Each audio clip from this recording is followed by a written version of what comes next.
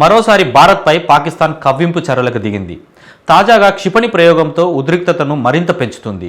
120 కిలోమీటర్ల దూరంలోని లక్ష్యాన్ని సునాయాసంగా ఛేదించగల క్షిపణిని ప్రయోగించారు. ప్రయోగం తర్వాత పాక్ సైన్యం, పౌర ప్రముఖులు, పలు రాజకీయ పార్టీ నేతలతో సమావేశమై అత్యవసర పరిస్థితులకు దేశం సిద్ధంగా ఉందని హామీ ఇచ్చారు.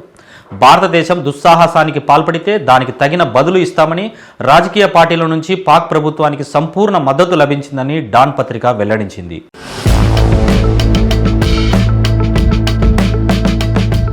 ఇక ఈ పరిణామాల మధ్య శాంతియుత పరిష్కారాలపై పాక్లో పర్యటిస్తున్న ఇరాన్ విదేశాంగ మంత్రి అబ్బాస్ స్పందించారు.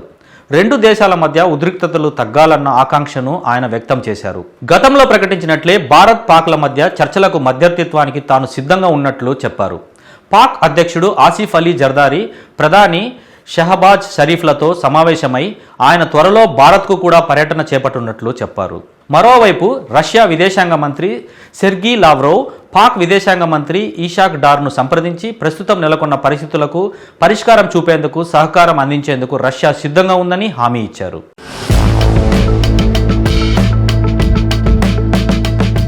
ఈ పరిణామాల నేపథ్యంలో నియంత్రణ రేఖ ప్రాంతాల్లో భారత్ సైన్యం ఏ సమయంలోనైనా చర్యలు ప్రారంభించవచ్చన్న పాక్ రక్షణ మంత్రి ఖాజ్వా ఆసిఫ్ వ్యాఖ్యలు తీవ్ర చర్చలకు దారితీస్తున్నాయి.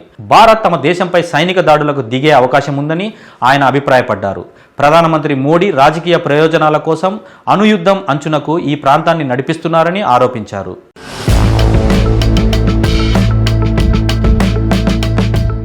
బలోచిస్తాన్, ఖైబర్ పఖ్తూన్ఖ్వా ప్రాంతాల్లోని తీవ్రవాద చర్యలతో భారత్కు సంబంధం ఉందంటూ పాకిస్తాన్ ఆరోపణలు చేస్తుంది. అదే సమయంలో పాక్ ఆర్మీ చీఫ్ ఆసిఫ్ మునీర్ దేశం తన భద్రతా ప్రయోజనాల కోసం ఎప్పుడైనా ప్రతిస్పందించేందుకు సిద్ధంగా ఉందని ప్రకటించారు.